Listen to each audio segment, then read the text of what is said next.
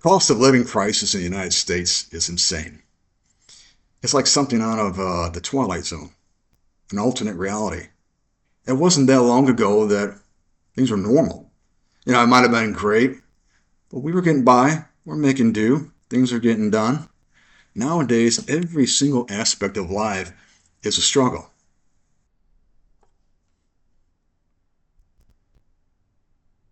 Hi, I'm Bree, and this is Broken America, where I show things most people wouldn't, but I know a lot of us are going through. Empty refrigerators because you couldn't afford groceries after paying the bills. Having to buy food you don't necessarily want to eat even though you know it's better than nothing. Keeping your thermostat off even if it's hot because you don't want the light bill to be high. Spending all your time at home after work and on weekends because you have no money to do anything. I remember a time in my life where I was able to start doing some things, but that time was only short-lived, as if it was just a dream. Now I only work just to have all my money gone. Barely food in my stomach. Not living, but also barely surviving. If you can relate, you are not alone. Dang. I will say this. She's not wrong at all. Cost of living in America has absolutely skyrocketed over the past few years. Why? Well, because we've pumped trillions of dollars into our economy back whenever COVID happened. Now we're seeing the cause of that. And the biggest problem with this is, like she said, that's the norm right now. People are struggling. Let's read a comment. You're not factoring the excessive greed of corporations.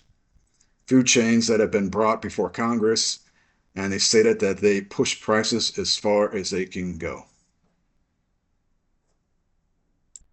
Yeah, she summed it up. As I mentioned, every aspect of life right now is a struggle. And now you're thinking, all right, so this week, do I want to eat or do I want to pay my electric bill? Which has gone insane now. Those are the kind of choices we got to make every day in our lives now. Something unheard of not that long ago. And if you go back right before the pandemic, normal life, people weren't getting up every day going, how am I going to pay the water bill this month if I would also like to have some electricity? That's where we're at.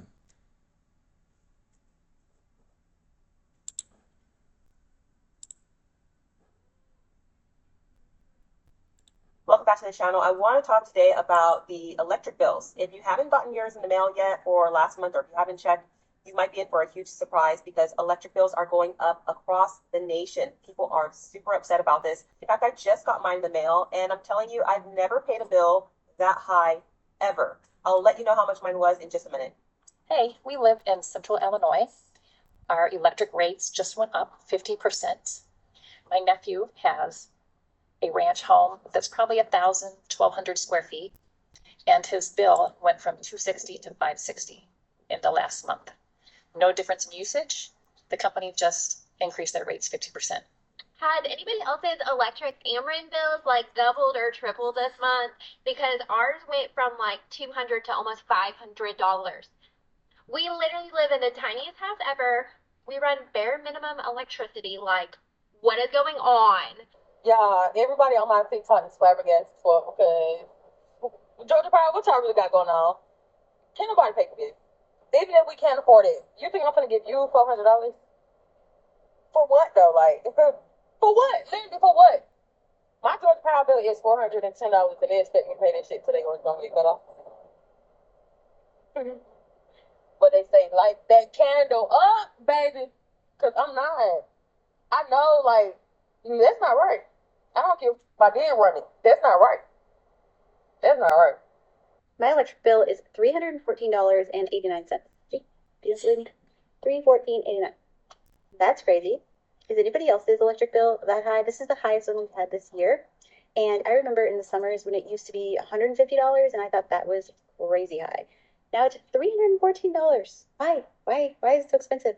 We do live in Kentucky, so it does get really, really hot here. But like I said, our bills have never been over $300 like they are now. We leave our air conditioning on 73 pretty much 24/7. So I don't think that's super, super low or anything. We don't have a pool or a hot tub, although I would love a hot tub.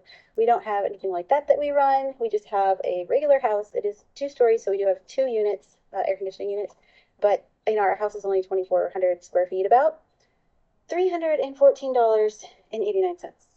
To me, that is way too expensive. Let's start a thread. What's your electric bill?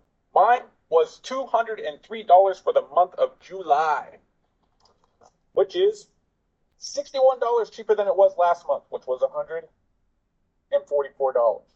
Yeah. June was a very mild month in the Northwest. It was actually cold, is what it felt like. To me anyway. So the AC wasn't running too bad, so $144 kind of makes sense. What I want to talk about though is I made this same post last month. What's up with everywhere else charging so much for their electric? It was astronomical in some of the comments. Okay. Some of the ones that stick out to me was California. California's broken, I swear. People are For many reasons. Nearly every single aspect of that state being ran by their government is a disaster. They were in a surplus not long ago under the other governor, and now they're in the hole, billions. Electricity, that is one of the biggest, that's one of the biggest expenses that we have right now. It's going through the roof. And everyone across the country, they're feeling it. And they're not going up just by a little bit. I'm going to play a news clip here. They mentioned some of the rates that are going up, and they're not very high, but you heard what these people were saying, how high their electric bill raised. Some people had maybe a $200 bill, and now it's $400, so literally double. That's unsustainable. We turn now to your money and the reason why so many Americans seem to be paying more, a lot more, for electricity these days. This summer, electricity bills are surging, but it's not just because of people cranking up their air conditioners. In Philadelphia, the average bill is up $17 a month. Trenton, New Jersey, $26. In Columbus, Ohio, $27. And it's the artificial intelligence boom that's getting the blame. As the demand for AI has skyrocketed, so too has the need for data centers that power the technology. Those data centers use a lot of power, and the grid is struggling to keep up. if we do not act decisively, we risk ceding AI leadership to countries that are moving faster to modernize their energy infrastructure. At a Senate hearing last week, lawmakers and energy experts warn the electric grid is not ready for the coming wave of AI-powered data centers. Well, there you have it. The data centers, AI. AI, that great technology that's going to change the world. But right now, AI is like an atomic bomb that dropped on us. It's devastating our way of life. And for many aspects to jobs, it's wiping them out. I've done many videos about the job market and AI's effect. So here we go again. AI. They want to implement it in this country. It's important. AI requires a lot of electricity. So how are they doing it? Like they always do. Big corporations, they have a cost. They wanted to set up infrastructure for a new technology, AI. It needs a lot of juice, and it's unsustainable for our current power grid. So there's new infrastructure being built. I'm all for a new power grid because in the United States we have a very ancient, broken down electrical grid. It does need to be improved. But that is not the priority here. The priority is big corporations are coming in. They got the big bucks in their mind. They want to replace half the country's workforce with AI. So they need some extra juice. And they're going to make us, you and I, pay for it. No. These big billion-dollar corporations, they're not going to flip the bill. They want these big infrastructure projects put in place, but they're going to charge us. So what's going on? Electric companies across the country, they're charging us, the little people, the average Joe who can barely afford his $150 electric bill. But now his $150 went up to $300 overnight, literally the next month. Boom, there it is. And they can't really justify it. They're going to hide it in delivery charges for the energy. It's this fee, that fee. It's a bunch of BS. It's the big boys want a brand new toy, and we're going to pay for it.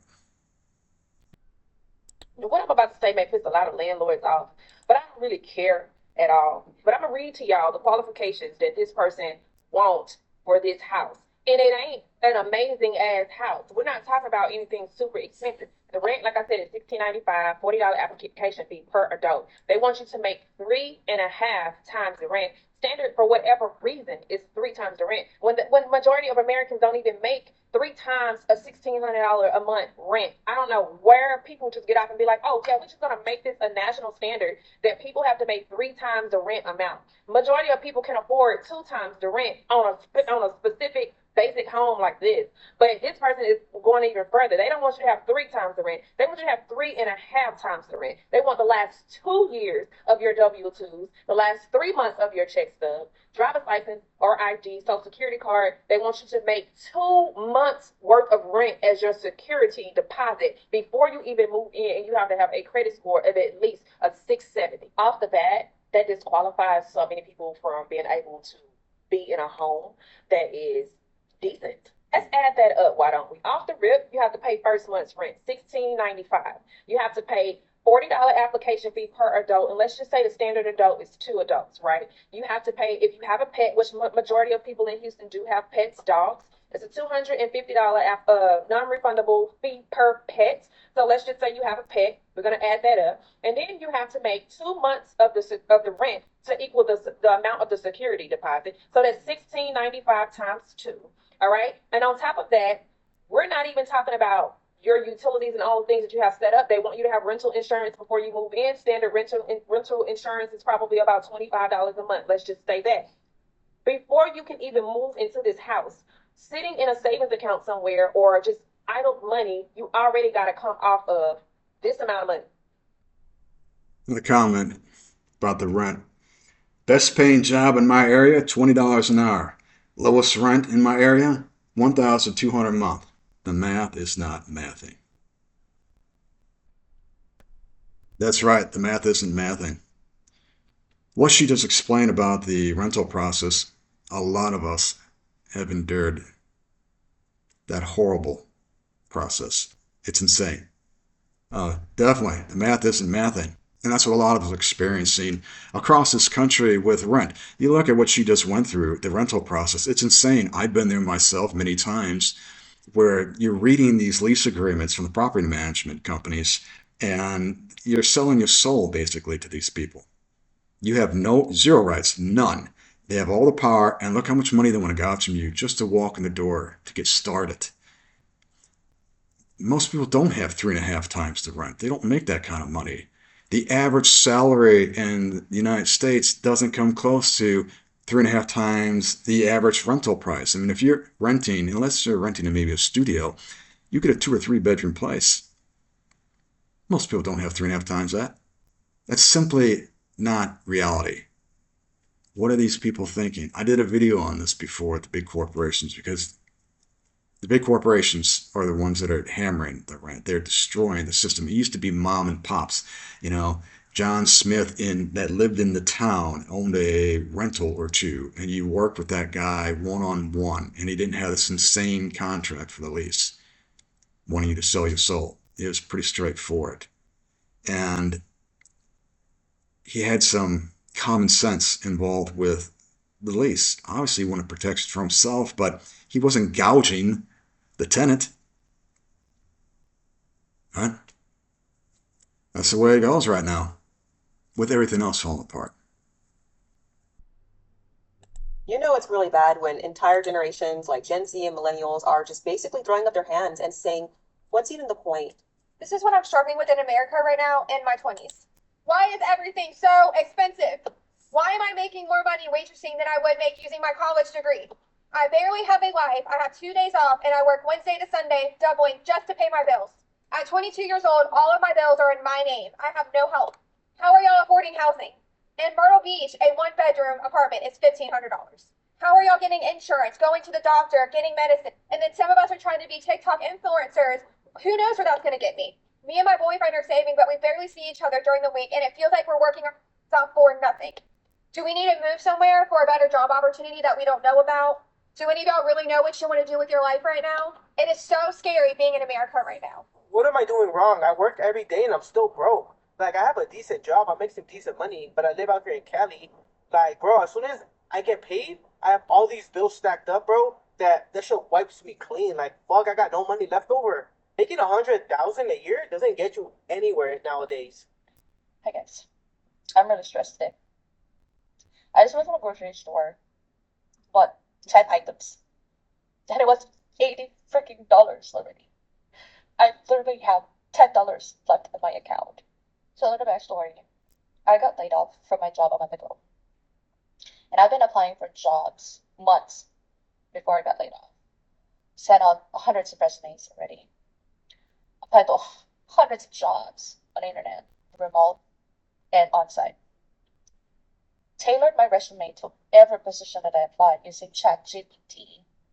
Went to only a few interviews, and still nothing.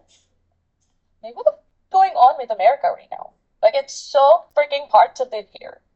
Like, I'm gonna stay positive. I'm gonna keep applying for jobs. I'm gonna keep showing up. But man, my bills are not going to pay. Y'all, I just went today and got my driver's license renewed, my car tags renewed, picked up 2 prescriptions, and got a few groceries. To say that I'm completely broke now is an understatement. So I'm going to have to go home and start selling off my furniture to be able to live the rest of the month. I mean, it's unbelievable. And my heart hurts today. Truly hurts for people who are not able. And we're living in some rough times, really rough times. And we need to be praying for all those around us who are not as fortunate as we are to be able to do the things that we need to do. I'm not talking about extras. I'm not talking about going on vacation and doing fun things. I'm talking about living, taking care of your vehicle if you can even afford a vehicle, putting groceries on the table, buying medicine, the things you have to do. It's sad. Comment on that video. $100 for groceries used to fill the trunk. Now it fills one bag. Yeah. Comment on that video. $100 for groceries used to fill the trunk. Now it fills one bag. Yeah. You see these people, the struggle is real. And that poor old woman, she's going to have to sell furniture to make the bills that month. A few years ago, that would have been unheard of for the majority of us. That would have been some unusual circumstance for a handful of people. Now, that's almost commonplace, that we are in such a struggle to survive on a daily basis here in the United States. The young woman trying to get by, not sure what kind of job to do, where to move to afford things, and that other guy mentioning 100,000 doesn't get you too far anymore. Living in California, I can see that. I made 100,000 in California over a decade ago, and I paid high rent back then because California's always been high rent. Yet 100 grand in California 10, 15 years ago, you're doing fine. You could easily afford the rip-off rent, and you got extra. You could pay all your bills, you could save money, you could invest in your 401k, you could go out and have fun. And to hear now that that same amount of money, just a few years later, and you're barely making it, that's not right. That's not who we are as a country. But these corporations, this is where they're putting us, and this is what we have to endure. Something has changed. The collapse of life as we know it in America is here. You feel it too. And it's as predicted, right? History tells us this. We are shifting through this next phase towards the end of this cycle. We can see things happening more rapidly, right? When people can't afford to feed their families and when trust deteriorates, when you have the elites benefiting at the expense of the majority, that is when societies collapse, right? Every empire has fallen. There is no exception. This time is no different. I don't have all the answers, not by a mile. I'm not a politician. I'm not an insider with inside information. I'm not even traditionally trained with a finance background from these institutions. No, I, like many of you, am a regular person who honestly had more questions than answers. And when I looked around, back then I knew this system was broken, but what I couldn't understand is why isn't anything changing? Why aren't those in power changing anything? How is our government so incompetent? And why are all the promises that keep getting made that things will get better falling so flat? Why? Well, unfortunately, the system's working as intended. This is how they wanted it. Government, corporations, they work hand in hand together. They dictate our way of life. And it's always been the rich get richer, the poor get poorer, and the middle class usually took the brunt of a lot of the issues. That's pretty normal. Yet nowadays it's much worse because the rich do get richer, the poor obviously get more poor. But the middle class, it's diminishing. It literally is diminishing right before our eyes. Things are different now than they were 50 years ago. 50 years ago, you could make the same statement, and it was true. But the middle class, it was strong. You know, back in the days where Dad went to the assembly line, the plant, his one job could take care of a wife, 2 kids, buy a house, buy a car, go on vacation every year. They had a pension. I mean, that system worked. There was stability, job security, stability in life across the board. Nowadays, we all know that's gone. Pensions, oh, that's an ancient term. 401ks, they're not cutting it. And who has the money nowadays to even contribute to a 401k or any other type of investment? When you spend every last dime just to get by, you're never going to get ahead. Corporate greed. Now, if you enjoy my content, I'd appreciate it if you could share, like, subscribe, and definitely leave a comment. I want to hear from you guys. What's your experience with all this going on? Most of us are suffering out there. Everyone has an individual circumstance. So leave a comment, and I'll see you in the next round.